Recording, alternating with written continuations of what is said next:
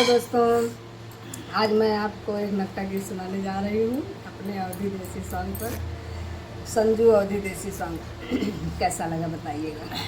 नदिया किनारे हवा डोले हमार पिया हमसे ना बोले। नदिया किनारे हवा डोले हमार पिया हमसे ना बोले।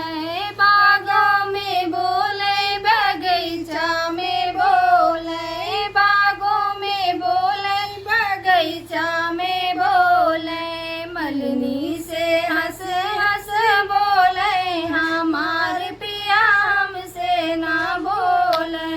मलनी से हंस हंस बोले हमार पिया हमसे ना बोले।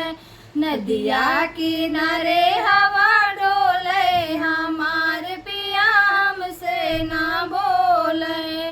कोना में बोले जगतिया पे बोले, कोना पे बोले जगतिया पे बोले।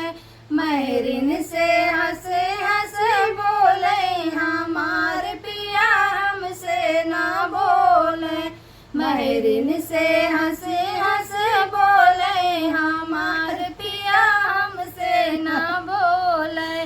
नदिया किनारे हवा डोले हमार पिया हमसे ना बोले।